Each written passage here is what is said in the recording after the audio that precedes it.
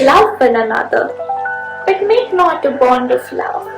Let it rather be a moving sea between the shores of your soul. Fill each other's cup, but drink not from the same cup. Give one another of your bread, but eat not from the same loaf. Sing and dance and be joyous, but let each of you be alone, even as the strings of the lute are alone, though they quiver with the same music. Give your hearts, but not into each other's keeping, for only the hand of life can contain your hearts. And stand together, yet not too near together, for the pillars of the temple stand apart, and the oak tree and the cypress grow not in each other's shadow.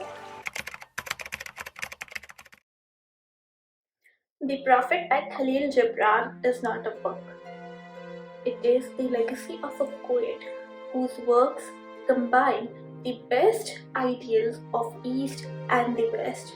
Kahlil Gibran was a Lebanese author, poet, and a painter. He was born in Lebanon and later moved to America, which explains the influence of East as well as West on his writing. While he is generally very popular and has always been popular in the Arab world, it is now that his fame has been spreading all across the world. To quote George Russell, I do not think that the East has spoken with so beautiful a voice since the Gitanjali of Rabindranath Tagore as in The Prophet of Kahlil Gibran. The Prophet is a book which is way ahead of its time. It is spiritual without being secular. Gibran's work were and has always been popular amongst the youth because his ideals go against the society. He wrote his books in the time when East was very conservative and ruled by traditions. His writings went against the tradition. For example, traditionally in the East, marriages were arranged by elders of the family, taking into consideration things like economics, financial status, and the social standing of the family, which was the community, the caste, or other factors. Kahlil Gibran, on the other hand, emphasized on love. In traditional Eastern marriages, the wife always occupied a lower status than the husband. It was her duty to serve him. However, in Gibran's work, he says that both the husband and wife are seen as equal in the eyes of the God. So, his ideals went against the tradition, and while today we might not feel this is very modern because this has become the norm, however, back in those times, this ideal was downright revolutionary. The Prophet is a poetry book with a theme. The people of Orphalese, a city, are asking various questions to the Prophet, who is a wise man.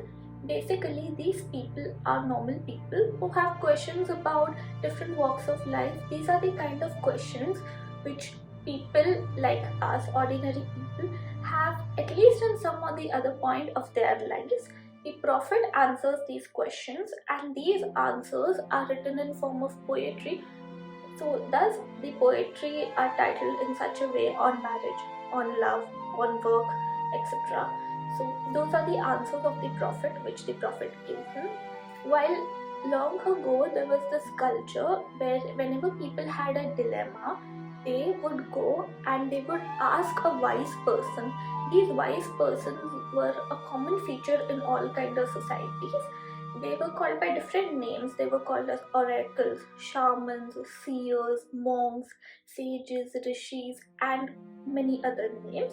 So these people guided people through their wisdom. They used their wisdom to help people and to set them on the right path. Sadly, this culture is no longer prevalent today, which is why today when someone gets lost, they feel like they have nobody to guide them, nobody to put them on the right path, nobody to advise them. I believe that this book, The Prophet, functions as the guide for all of us, and which is why it is aptly named The Prophet, because the book is our guide. I have rated the book according to the Gautami scale, as you know I always do. So the rating is done on the basis of novelty, understanding, skill and emotion, and a technical score. I would recommend this book for anyone who has an inclination and interest towards spirituality or poetry or philosophy, but at the same time you feel a bit intimidated to read a dry subject such as this book can be quite a stepping stone to uncover more different books, to uncover more complicated books. I read this book when I had just discovered poetry. This was one of the first books I read when I had just started reading poems. So I would say this is also a good book for people who want to start reading poetry, and it is extremely good for beginners too. The Prophet is a book which appeals to the soul, which is why it is relevant even today as it was relevant in the past. It is a book which has never gone out of print. This just explains how its popularity is growing day by day. I would say that The Prophet is a true classic, which is why even through the years its popularity has not faded, and like a fine wine, this book ages really well. Thank you so much for listening. If you like this review, then do not forget to click the button and subscribe, and I'll be back with more reviews. Till then, bye.